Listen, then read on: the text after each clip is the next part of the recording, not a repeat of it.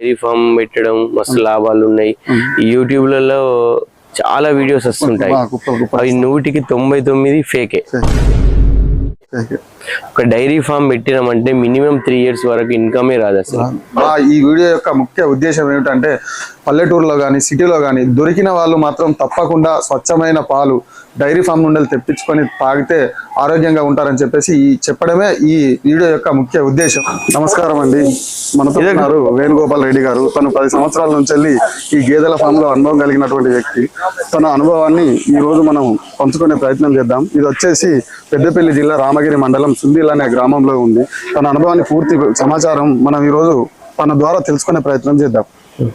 నమస్కారం. నమస్కారం అండి. ఎన్ని సంవత్సరాల నుంచి మెయింటైన్ చేస్తాను? 10 years.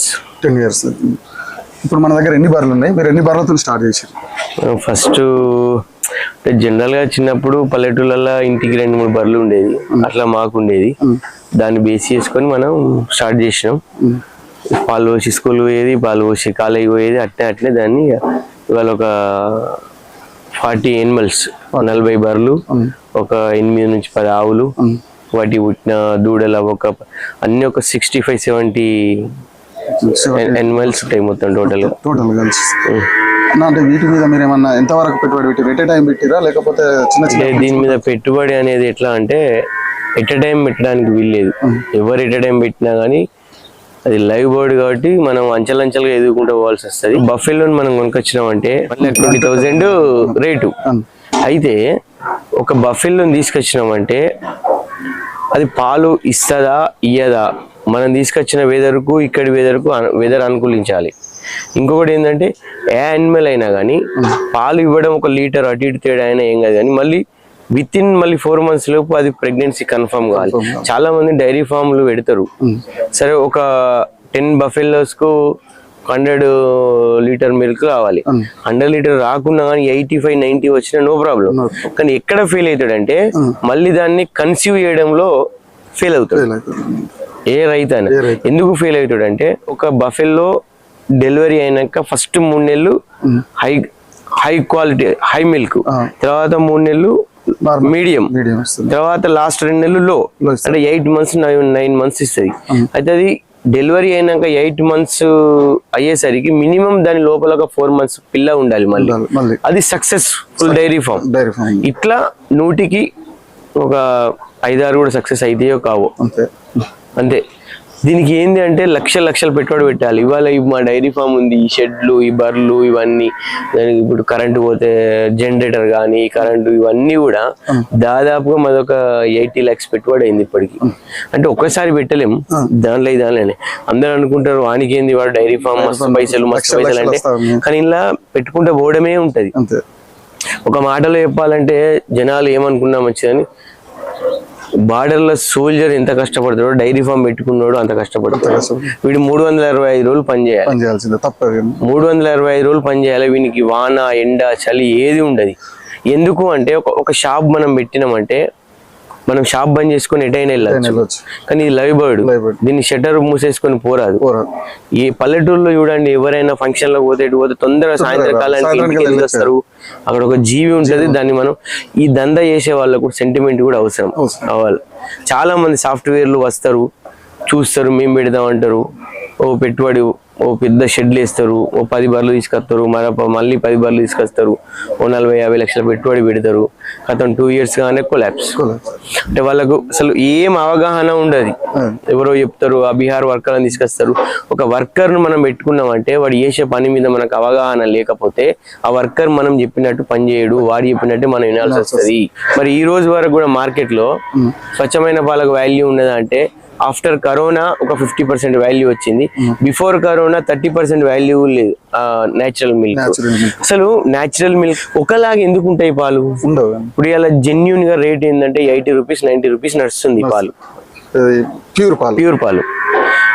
ఒక కస్టమర్ కలుస్తాడు, మాకు ప్యూర్ పాలు కావాలి, మీకు రేటు విషయంలో మీరు కాంప్రమైజ్ కాకండి, మీరు ఖచ్చితంగా మాకు మంచి పాలు ఇవ్వండి అంటారు. 10-12 days తర్వాత ఏమవుతుంది అంటే స్టార్టింగ్ లో వచ్చినట్టు పాలు వస్తాయి, పాలు తేడా వస్తున్నాయి అంటారు. వస్తాయి, అరే న్యాచురల్ మిల్క్ అంటున్నావు కదా, ఒక్కలాగా ఎందుకు ఉంటావు? ఇవాళ ఒక గేదె 5 లీటర్ల పాలు ఇస్తాయి సాయంత్రం పూట, రేపు పావుదొక్క 5 లీటర్లు ఇస్తుంది, ఎల్లుండి 4.5 ఇస్తుంది, ఒకరోజు 5 లీటర్లు ఇస్తుంది. అయితే ఈ లిక్విడేషన్ పెరిగినప్పుడు దానిలో ఉన్న ఫ్యాట్ అనేది తగ్గుతుంది. లిక్విడేషన్ తగ్గినప్పుడు దానిలో ఫ్యాట్ అనేది 5.5 లీటర్లకు వచ్చే ఫ్యాట్ 5 లీటర్లు ఇచ్చిన రోజు కూడా గదే ఫ్యాట్. అంటే 1/2 లీటర్ లిక్విడేషన్ తగ్గినప్పుడు ఫ్యాట్ ఉన్న పళ్ళ ఫ్యాట్ పెరుగుతుంది కదా. అయితే ఇప్పటికి కూడా జనాలకు అది ఎవడో తయారు చేసిన ముల్కనూరు పాలు కానీ, మన నాగార్జున కానీ, తిరుమల కానీ ఎన్నో రకరకాల కంపెనీలు వచ్చినాయి. ఏది మన ఆరోగ్య కానీ, తర్వాత రకరకాల పాలు ఉన్నాయి. ఇవన్నిటి కస్టమర్ షాప్ లో పోతాడు, టక్కన పట్టుకొని వస్తాడు. వాళ్ళని ప్రశ్నించడం ఎవరు లేరు. కానీ అది మొత్తం పౌడర్ పాలే, కొంత పర్సెంటేజ్ ఉంటాయి కావచ్చు. ఇవాళ ఒక రైతు పొద్దున లేచి పాలు పట్టుకొని పాలు వెండుకొని నీట్గా పోతే ఈ పాలల్లో ఏముంటలేదు, ఈ పాలల్లో ఫ్యాట్ ఉంటలేదు. ఎంత ఉంటుందండి ఈ పాలల్లో ఫ్యాట్? 5.0 నుంచి 6 లోపు ఉంటుంది. 6 దాటింది అంటే దాటుతుంది. ఎప్పుడు దాటుతుంది? ఒక యానిమల్ డెలివరీ అయినాక 1.5-2 months తర్వాత 6 దాటుతుంది. ఒక యానిమల్ ఒక 6 నెలలు అయిపోయింది డెలివరీ అయిపోయి, అప్పుడు 6.5-7 దాటుతుంది. కానీ ఒక రైతు దగ్గర ఎండింగ్ దే కాకుండా మళ్ళీ న్యూది ఉంటది కదా, ఆ పాలు ఈ పాలు అన్ని మిక్స్ చేస్తే యావరేజ్ లో మళ్ళీ గదే 5.5-6 లోపు వస్తుంది. ఇంకొకటి, న్యాచురల్ పాలల్లో కాల్షియం ఉంటుంది, ఆర్టిఫిషియల్ పాలల్లో కాల్షియం ఉంటుందా? ఏదేమైనా ఆర్టిఫిషియల్. అంటే ఈ రోజు కూడా దయచేసి మీ కస్టమర్లందరికి కానీ, యూట్యూబ్ ప్రేక్షకులందరికి కానీ చెప్పేది ఏంటంటే, దయచేసి న్యాచురల్ ఫుడ్ కు ఎవరు వాల్యూ ఇస్తలేరు. పాలు అనేటి వాటర్ కలిపితే పల్చగా కావాలి, మరి అయితలేవు కదా. అంటే ఈ చిన్న లాజిక్ ఎందుకు మర్చిపోతున్నారు జనాలు? నోటికి ఇంపుకుంటుంది అంతే. ఇప్పుడు పాలు అనేటి వాటర్ కలిసినప్పుడు పల్చగా కావాలి, అయితలేవు కదా. మీ ముందు ఒక బర్రె పాలు విండిస్తా, 1/2 లీటర్ పాలు వేడి చేయండి, ఒక ఆర్టిఫిషియల్ పాలు వేడి చేసి పెరుగు తోడేయండి. అదైనంత గట్టిగా మన పాలు కాదు.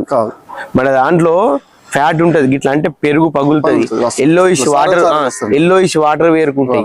ఆ ఎల్లోయిష్ వాటర్ ఎంత మంచిది తెలుసా? జనాలు అందరు గడ్డ అంటారు. ఆ ఎల్లోయిష్ వాటర్ లో కాల్షియం ఉంటది. ఇప్పటి వరకు కూడా ఆర్టిఫిషియల్ పాలకు ఉన్న వాల్యూ నేచురల్ పాలకు లేదు. ఇప్పుడు ఫంక్షన్లలో పెరుగు వస్తుంది, లొట్టలు వేసుకొని తింటా అంటారు జనాలు, గడ్డ పెరుగు వస్తుంది.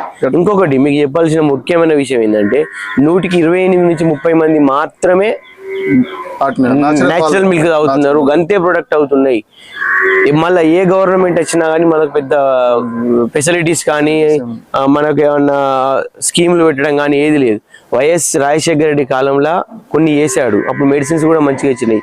మరి 2014 నుంచి ఏమంటే టిఆర్ఎస్ వచ్చిందో, అసలు ఈ అసెంబ్లీలో కానీ ఎప్పుడు కానీ ఎక్కడ కానీ అసలు పశువు మీద ఊసెత్తిన దాఖలాలే లేవు ఏ మాత్రం కూడా. అసలు గవర్నమెంట్ హాస్పిటల్లో మెడిసినే లేదు, వెటర్నరీ లేనే లేదు. డాక్టర్ని అడిగితే మమ్మల్ని ఏం చేయమంటావు, మా దగ్గర ఏముంది, మెడిసిన్ వస్తలేదు, ఎన్నోసార్లు మేము అక్కడికి పంపించినాం రిపోర్ట్స్ అన్ని అంటున్నారు, అవి కూడా రావు. మన దగ్గర ఇప్పుడు ఏ జాతికి చెందిన? మన దగ్గర ముర్రా జాతి ఉంది. అయితే ఇందులో జాతులు 11 ఉంటాయి, మనకు 11 గురించి తెలియదు. మన దగ్గర మెయిన్ ముర్రా కొంచెం క్రాస్ ముర్రా ఇప్పుడు ఉందండి. చాలా మంది ఏమంటారు అంటే లోకల్ బర్రెల పాలు కావాలంటారు. ఇది 60% లోకల్, 30% ముర్రా జాతి. అయితే ఇక్కడ అందరు కూడా ముర్రా జాతి అంటే హైబ్రిడ్ అనుకున్నాం. ముర్రా జాతి హైబ్రిడ్ కాదు, అసలే కాదు, అదొక జాతి. ముర్రా జాతి పాలు శ్రేష్టమైనవి, టేస్టీగా ఉంటాయి. ఇప్పుడు ఇది ముర్రా జాతి మిక్సింగ్ ఉంది, అందులో మన లోకల్ మిక్సింగ్ ఉంది, చాలా మంచిది. కొందరు అంటారు మాకు మన లోకల్ బర్రెలు 7 ఉన్నాయి. ఇవాళ ఇంకొకటి కూడా, బయట తిరిగే ప్లేస్ లేదు, భూములకు వాల్యూ పెరిగి ఏ విలువలైనా ఎక్కడైనా కూడా గుంట భూమి కూడా ఖాళీ ఉండలేదు. ఇప్పుడు మాకు ఉన్నాయి. మేము ఇప్పుడంటే ఏప్రిల్ నుంచి జూన్ జూలై వరకు బయట తిరుగుతాయి 3-4 నెలలు. తర్వాత అందరు పొలాలు కానీ పత్తులు అని వేసుకున్న తర్వాత వాళ్ళు ఊకోరు కదా, మేము కంపల్సరీ వేయడమే, కంపల్సరీ ఇంట్లో కట్టుకొని వేయడం. దీనికి పచ్చిగడ్డి, వరిగడ్డి, తర్వాత ఒక 8 రకాల దానా, దానా తౌడు, పల్లిపిండి, పత్తిపిండి, తర్వాత పెసరు చున్ని, కంది చున్ని, గోధుమ చున్ని, బెల్లము, ఉప్పు, తినే సోడా కూడా వాడతాం. తినే సోడా అనేది ఎవరు వాడరు, మా పాల కార్మికులకు కూడా ఎవరికి తెలియదు. ఇవన్నీ ఫీడింగ్ పెడతాం కదా, మనకి ఎసిడిటీ ఫామ్ అయినట్టు వాటికి కూడా ఎసిడిటీ ఫామ్ అవుతుంది. ఎసిడిటీ ఫామ్ అయినప్పుడే పాల వాసన వస్తుంది. దయచేసి కస్టమర్లందరికీ చెప్పేది ఏంటంటే, పాలు వాసన రాగానే ఇంట్లో ఏమో కలుపుతున్నావు, ఏమో చేస్తున్నావు అని అపోహాలు పడి విరుచుకపడతారు. పాలు వాసన వస్తున్నాయి, పాలు వలినాయి అంటే బర్రెలకు ఎసిడిటీ ఫామ్ అవుతుంది. ఒక 30-40 బర్రెలు ఉన్నాయి. ఇందులో ఎసిడిటీ ఫామ్ అయిన బర్రెని క్యాచ్ చేయాలంటే మనం ఏ బర్రెకి ఆ బర్రె పాలు టెస్ట్ చేయాలి. టెస్ట్ చేసిన తర్వాత అప్పుడు దొరకబడతాం. ఆ ఎసిడిటీ ఫామ్ కాకుండడానికి బేకింగ్ సోడా, ఈచ్ వన్ బఫెలోకు 50 grams soda, minimum 50 gram, 2 days ఒకసారి 50 గ్రామ్స్ సోడా తినిపియాలి, దానిలో వేయాలి. ఇది ఎంత మందికి తెలుసు? ఇంకొకటి, కొంతమంది పాలు ఇట్లా బంక లెక్క తాగుతాయి అంటారు, పెరుగు బంక లెక్క తాగుతాయి అంటారు. ఎసిడిటీ ఫామ్ కావడం వలన ఆ పాలు అట్లా అవుతాయి, అంతే తప్పగా అందులో ఏమి లేదు. అట్లా పాలు అయితే మీకు ఎవరైతే పాలు పోస్తారో ఆ పాల కార్మికునికి మీరు రిపోర్ట్ చేయండి, వాళ్ళు చూసుకుంటారు. ఎసిడిటీ ఫామ్ అయితేనే ఆ ప్రాబ్లం అవుతుంది. ఇందులో ఏం కలుపుతున్నావు? రబ్బర్ కలుపుతున్నావా? ఏం కలుపుతారండి? ఇప్పుడు మనం ఏమి చేయలేం. పాలల్లో ఏది కలిపినా పలిగిపోతాయి. పాలల్లో ఏమైనా కలిపినా ఏదైనా చేయాలన్నా ప్యాచరైజేషన్ చేయాలి, దానికి పెద్ద సంస్థ కావాలి, వాటి కూలింగ్ చేయాలి, కోట్ల పెట్టుబడి. అది మనతోటి కాదు. మనకు తెలిసిన విద్య ఏంది? బర్రెని తీసుకురావాలి, దాన్ని మంచిగా మెయింటైన్ చేసుకోవాలి, పాలు అమ్ముకోవాలి. కస్టమర్కు ఇవాళ జెన్యున్ మిల్క్ తాపిస్తున్నాను 100%. నేను ఇట్లా గుద్దుకొని చెప్తున్నా. ఎందుకు అంటే ఏదేమైనా 365 రోజులు వర్క్ ఉంటుంది. చాలా మంది దీని మీద రాంగ్ ఇన్ఫర్మేషన్, డైరీ ఫార్మింగ్ ఏంది, మస్తు లాభాలు మిగులుతాయి, మస్తు ఉంటది, బొచ్చడు పైసలు అంటారు. అంత తప్పది, మొత్తం శుద్ధ తప్పది. ముర్రే జాతికి చెందిన బర్రె మనకు ఎన్ని లీటర్ల పాలు ఇస్తాను? ముర్రే జాతి చెందిన బర్రె 10 నుంచి 14 లీటర్లు, 15 లీటర్లు కూడా ఇచ్చేటివి ఉన్నాయి. పూటకు 4 ఇస్తాయి, 5 ఇస్తాయి, 6, 7 కూడా ఇస్తాయి. మనం మెయింటెనెన్స్ మెయిన్ భయ్యా. మెయింటెనెన్స్ అనేది మంచిగా ఉండాలి, కంపల్సరీ మెయింటెనెన్స్ ఉండాలి. దానికి ఎండాకాలం 4 times 3 times కడగాలి.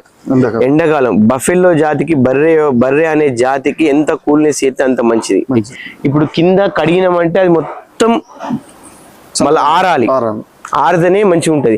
ఆరపోతే అట్నే అంటే దానికి వాటికి పొదుగు వ్యాధులు వస్తాయి. మనకు ఒక సాటిస్ఫాక్షన్, మనం బతుకుంటూ 4 జీవనోపాధి ఇస్తాం. నేను 6 జీవనోపాధి ఇస్తాను, ఇక్కడ 4 వర్క్ చేస్తారు, డిస్ట్రిబ్యూట్ చేసే వాళ్ళు 2 ఉంటారు.